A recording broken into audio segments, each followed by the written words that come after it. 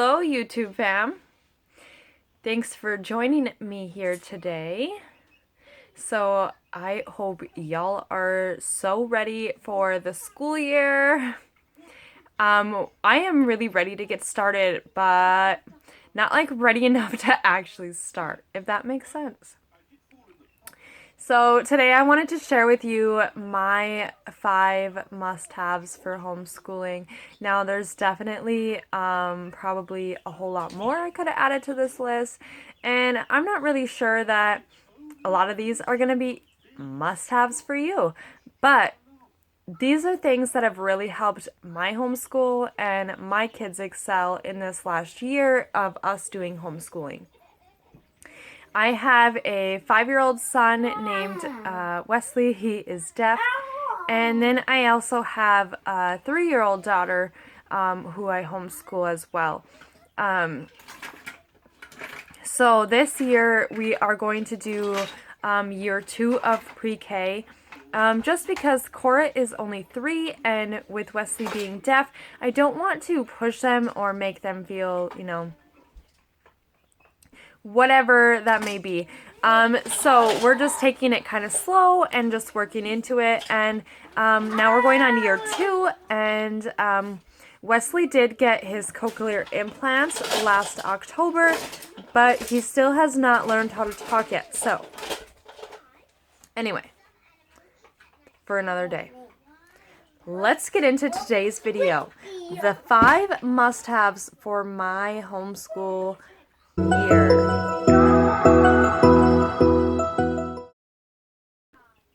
So I will go ahead and say with a full disclosure, this isn't like necessarily things for me myself, but this is like things like for the kids. Let's get into it. So my first thing for my must-haves is our posters. So I really love the fact that we have these posters. They have sparked a lot of conversation in our home. They have taught the kids a lot, and you know what? So there's this one in particular. Let's see. I have this world map poster right here, and it's just sitting by their table, and there's nothing special, and I haven't taught them any geography or anything yet, but with having this poster right here next to them, it sparks a lot of conversation. It gets their minds thinking. It gets them to understand where we are in the world, and I mean, this is just the United States. I don't have a world map up anymore. I did though. So the other cool thing is, like, we don't originate where we live. So with that being said, we have all of our family members over 1,800 miles away from where we are currently, and anytime we have anybody come visit, or we go see somebody, or whatever the case may be, it's always really fun for the kids to be able to go through on their little map and say, like, okay, this is where we live and this is where they live, and this is how many miles away it is, or whatever the situation may be. So we really enjoy that map. And okay, I have another poster board. Oh, perfect. It worked out great. This one is my favorite. Let's learn to sign. So with my child being deaf, it was really important to me to not only have the alphabet and the numbers poster, but to have it so that we could do our hand signs with it. Just need to learn just to learn. So this is a really great poster. We have used this a lot. It is getting pretty rugged. It has been worn down. We have done so much with this poster. So if you don't necessarily want, the alphabet with the hand signs, you can find alphabet and numbers posters that are just as great. And they really do help. They help so much with your kids. So I'm actually going to be ordering a new alphabet poster that is going to be leather with a wood dowel so it'll last longer, because this is something that I really want to have in our homeschool for many, many years to come. All right, moving on. So after my posters, my next favorite thing for homeschooling is our visual schedule. And I thought I literally had the tags right here by my laminator. Oh, they are hidden. Okay, my visual schedule. So I'll show you guys what this looks like. And I actually have another one of these little tags, so I could hang it up if I needed to. And now I just totally threw it down. So 1 second. Okay. So now that I fixed that, so this is our visual schedule. And I also have things here for like the different months of the year that we can put up. I also have these cards that go with it. These are like the days of the month. Okay, so we have like days of the week, weather, and like little sticky things. This one says field trip. We also do like, you know, all the holidays, Election Day, Valentine's Day, President's Day, all of those little things, birthdays, Columbus Day, all of these. Grandparents' Day. You ever heard of Grandparents' Day?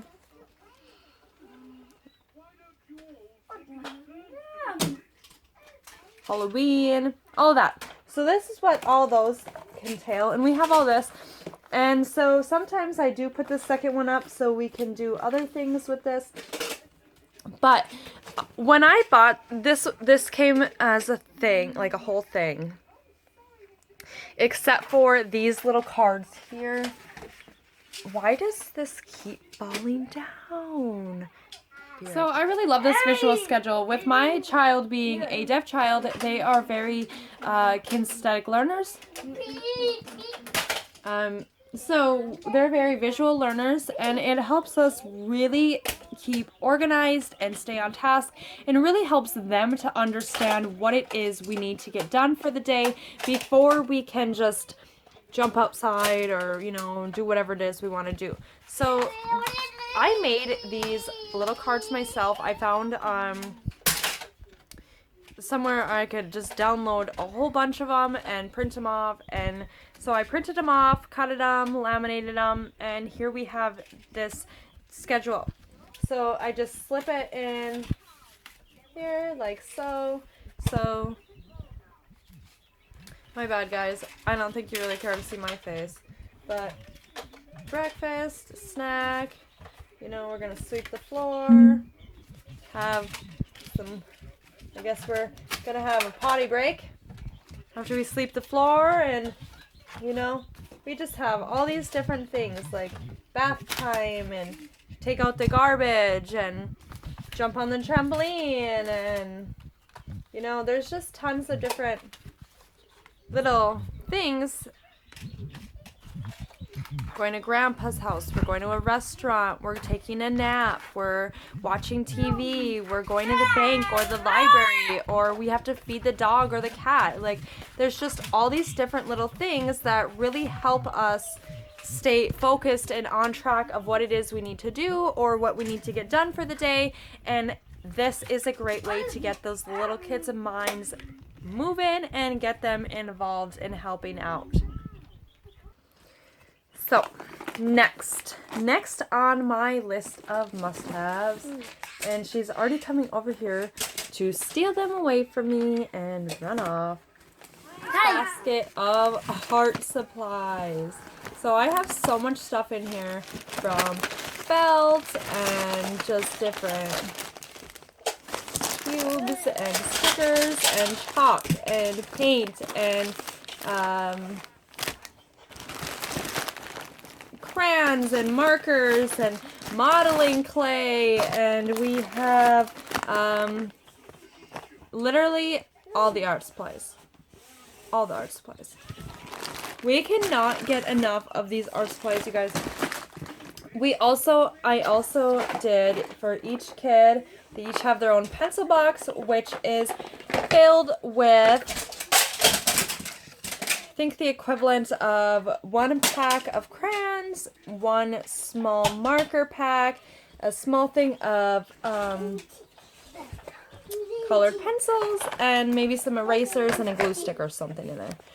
I try to keep a lot of the like glue sticks and stuff at my reach and my level so they don't have just free range to glue, because sometimes that can lead to very bad things. But so that's what we do for art supplies. And I mean, like, you could really do whatever you want. I have another bin here that's filled with some different paints, and then I also have some watercolor paint sets, and the dollar store has tons of great art supplies available. They also make little craft kits seasonally that you can buy, and that comes with a little paint and a paintbrush for your kids. So it doesn't have to be expensive at all, okay? You don't need to have all the stuff. 3. We did the daily schedule, my posters, and my art supplies. So next, I'm going to show you guys my kids' favorite toy is what I call our dinosaur stem. I don't have a box or nothing for them, so that's kind of unfortunate. But these toys are really great. I love these. They have all these little pieces, and they come with little child screws. So this isn't something for kids who still put things in their mouths, because these pieces are pretty little and they definitely would choke. And that would never be a good thing. They have little legs and feet and hands and all these different bodies and tails and just different things that you have to, these are wheels for feet, you have to put together, and they come with tons of little kid screwdrivers. Oh, aren't they so cute? So, this is the thing. I should have one of the kids come over and put it together to show you guys what it's like when one of the dinosaurs is all complete. I want to say there was about 4 dinosaurs total you could make, maybe 6. I'm just going to scratch all of what I just said, because honestly, I don't even know how many total dinosaurs you could create with all this stuff. Anyway, I have this stuff stored in a nice little basket, and I just leave it on the shelf here with all the other school supplies. And the kids are allowed to play with it whenever they want, actually. My only requirement for them is that they have to play it on their table, and they cannot play it on the floor, because we do have a baby in the house who is now starting to learn how to be very mobile. So, that is a super fun toy, and I will try to find like an actual picture of the dinosaurs and stuff and pop it in here in this video, and maybe even a link if you guys are interested, so you guys can check out my dinosaur stem toys for yourself. Last but not least,